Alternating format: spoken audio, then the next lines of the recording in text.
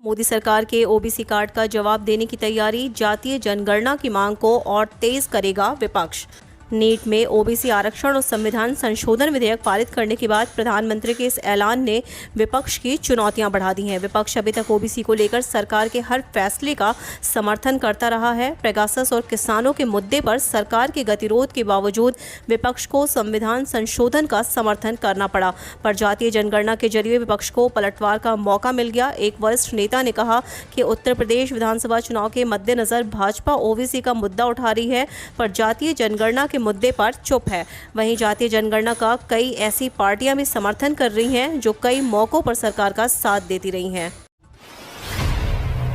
22,000 भर्ती के लिए आमरण अनशन, सीएम कार्यालय गए, पानी की टंकी पर चढ़े लेकिन सुनवाई नहीं। आमरण अनशन पर बैठे अभ्यर्थी, सुविधाएं बंद करने का आरोप।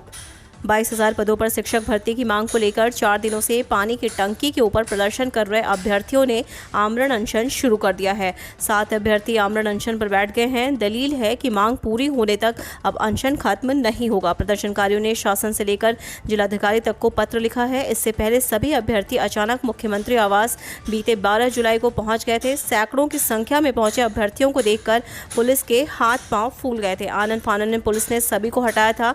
प्रदर्शनकारियों में वह लोग ज्यादा थे जो भर्ती प्रक्रिया में शामिल भी नहीं हुए। बावजूद इसके वे प्रक्रिया में धांधली का आरोप और नए पदों पर भर्ती की मांग कर रहे थे। आरोप है कि प्रदेश में शिक्षकों के रिक्त पदों की संख्या बहुत ज्यादा है। ऐसे में अभी कम से कम 22,000 बहाली और की जा सकती है। लखनऊ के इन 3 ट्रेनों का बदलेगा रास्ता, घटेगा सफर का समय। रेलवे अपना अगला टाइम टेबल बनाने में जुट गया है। नए टाइम टेबल में लखनऊ की 3 ट्रेनों के रास्ते बदल दिए जाएंगे। इन ट्रेनों के रूट बदले जाने में सफ़र में लगने वाला समय भी कम हो जाएगा। हालांकि उस रूट के यात्रियों को दिक्कतों का सामना करना पड़ेगा, जिनको हटाया जाएगा। यह व्यवस्था नया टाइम टेबल लागू होने के बाद ही लागू होगा। रेलवे नए टाइम टेबल में ट्रेन 14307 बरेली प्रयागराज संगम रायबरेली से ऊंचाहार फाफा मऊ होकर सीधे प्रयागराज संगम पहुंचेगी। इस समय यह ट्रेन रायबरेली से प्रतापगढ़ होकर फाफा मऊ के रास्ते से प्रयागराज संगम पहुंचती है। नए रूट पर ट्रेन जाने के बाद रूपा मऊ, फुर्सतगंज, जायस, कासिमपुर, हाल्ट बनी, गौरीगंज, तालाब खजूरी, अमेठी, मिसरौली, अंतू, जगेशरगंज, चिलबिला, प्रतापगढ़, भूपिया मऊ, बिश्नाथगंज, मऊ, अमिया व सिवै स्टेशन की यात्रा नहीं हो सकेगी। 10वीं पास भारतीय रेलवे में बिना परीक्षा के पा सकते हैं नौकरी, जल्द करें आवेदन। भारतीय रेलवे में नौकरी की तलाश कर रहे युवाओं के लिए खुशखबरी है। इसके लिए भारतीय रेलवे ने उत्तर प्रदेश रेलवे प्रयागराज उत्तर प्रदेश के तहत अप्रेंटिस के पदों पर भर्ती के लिए आवेदन मांगे हैं। इच्छुक योग्य उम्मीदवार जो इन पदों के लिए आवेदन करना चाहते हैं वे इंडियन रेलवे की आधिकारिक वेबसाइट पर जाकर अप्लाई कर सकते हैं। इन पदों पर आवेदन प्रक्रिया चालू है और ये 1 सितंबर को समाप्त होगी। यूपी में छोटे बच्चों के स्कूल भी खुलेंगे। 23 अगस्त से 6वीं से 8वीं तक और 1 सितंबर से 1 से 5वीं तक के स्कूल खोले जाएंगे। सीएम योगी ने दिए निर्देश। उत्तर प्रदेश में सोमवार से 9वीं से 12वीं तक के स्टूडेंट्स के लिए स्कूल खुल गए। अगले चरण में 6वीं से 8वीं और 1 से 5वीं तक के स्टूडेंट्स के लिए स्कूल खोलने की तैयारी है। सोमवार को कोविड-19 प्रबंधन के लिए बनी टीम 9 की बैठक में मुख्यमंत्री योगी आदित्यनाथ ने इसके आदेश दिए हैं। इसके बाद सरकार ने पहले 23 अगस्त से 6वीं से 8वीं तक के स्कूल खोलने की तैयारी शुरू कर दी है। इसके बाद 1 सितंबर से कक्षा 1 से 5 तक के स्कूलों में पढ़ाई शुरू होगी। मुख्यमंत्री ने अफसरों को इसके लिए डिटेल गाइडलाइन बनाने के लिए भी कहा है। अखिलेश बोले 2022 प्रदेश का सम्मान बचाने का चुनाव, बीजेपी ने नहीं पूरा किया कोई वादा।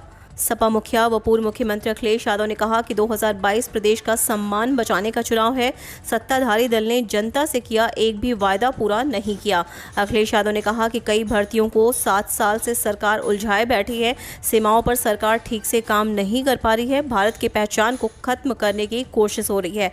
भाजपा जातियों में झगड़ा लगाती है और पुरानी बातों में उलझाना चाहती है, लेकिन हमें आंतरिक स्वतंत्रता की रक्षा सुरक्षा के लिए भी निरंतर सजग, सचेत और सतर्क और संकल्पबद्ध रहना होगा। देश की आज़ादी के लिए लाखों लोगों ने अपने प्राण न्यौछावर किए, लेकिन यह सोचने का विषय है कि जिन उद्देश्यों के लिए स्वतंत्रता आंदोलन का संघर्ष हुआ, क्या भारत उसी रास्ते पर है?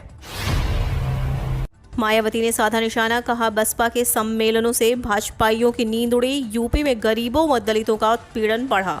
बसपा सुप्रीमो मायावती ने सोमवार को प्रेस कॉन्फ्रेंस में कहा कि बसपा द्वारा राष्ट्रीय महासचिव सतीश चंद्र मिश्रा के नेतृत्व में किए जा रहे प्रबुद्ध सम्मेलनों को जनता का जबरदस्त समर्थन मिल रहा है।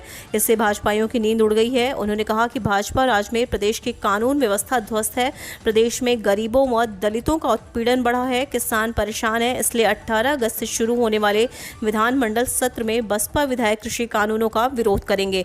उन्होंने कहा कि बसपा का पूरा प्रयास है कि कृषि कानून यूपी में ना लागू हो पाए।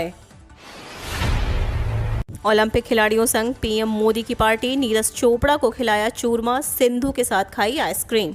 प्रधानमंत्री नरेंद्र मोदी ने आज टोक्यो ओलंपिक में शामिल हुए खिलाड़ियों से मुलाकात की और उनके साथ नाश्ता किया। इस दौरान पीएम मोदी ने टोक्यो से गोल्ड जीतकर लौटे नीरज चोपड़ा को चूरमा खिलाया। इसके साथ ही मोदी ने बैडमिंटन स्टार पीवी सिंधु के साथ आइसक्रीम भी खाई। टोक्यो से जब नीरज चोपड़ा लौटे थे तो खेल मंत्री अनुराग ठाकुर ने वायदा किया था कि पीएम मोदी उन्हें चूरमा खिलाएंगे। वहीं प्रधानमंत्री मोदी ने ओलंपिक में जाने से पहले ही सिंधु से वादा किया था कि जब आप टोक्यो से लौटेंगी तो साथ में आइसक्रीम खाएंगे। प्रधानमंत्री ने आज इन दोनों वादों को पूरा कर दिया। लखनऊ के बालू अड्डा कांड पर सीएम योगी नाराज, खरीदकर पानी पीने को मजबूर निवासी। टीम 9 की बैठक में सीएम ने दिए सख्त निर्देश, कहा स्वास्थ्य की समुचित देखभाल की जाए। लखनऊ के बालू अड्डा क्षेत्र के दूषित जल समस्या दिन पर दिन बिगड़ती जा रही है। इस पर सोमवार को प्रदेश के मुख्यमंत्री योगी आदित्यनाथ ने भी नाराजगी जताई है। टीम 9 की बैठक में उन्होंने कहा कि दूषित जल के सेवन से बीमार हुए लोगों के स्वास्थ्य की समुचित देखभाल की जाए। यह सुखद है कि 36 लोग स्वस्थ भी हो चुके हैं। सीएम ने आदेश दिए हैं कि यह सुनिश्चित किया जाए कि प्रदेश में कहीं भी इस घटना का दोहराव ना हो। बता दें 3 कैबिनेट मंत्रियों, कमिश्नर, डीएम, नगर आयुक्त और मेयर के लगातार इंस्पेक्शन के बाद भी हालत में सुधार नहीं आ सका है। यूपी के 12 जिलों में बारिश का अलर्ट, अगले 4 दिनों में मामूली बरसात के आसार। उत्तर प्रदेश में मानसून के बीच सावन के आखिरी सोमवार में आज पश्चिमी उत्तर प्रदेश में बिजली की गरज चमक के साथ हल्की बरसात होगी। मौसम विभाग ने बलरामपुर, श्रावस्ती, देवरिया, कुशीनगर, सिद्धार्थनगर समेत 12 जिलों में बारिश का अलर्ट जारी किया है। अनुमान है कि 50 किलोमीटर प्रति घंटे की रफ्तार से हवाएं चल सकती हैं।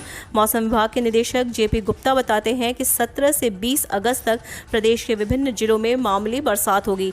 बीते 24 घंटे में सर्वाधिक गर्म शहर मेरठ रहा, जहां पर 36.6 डिग्री तापमान रिकॉर्ड किया गया।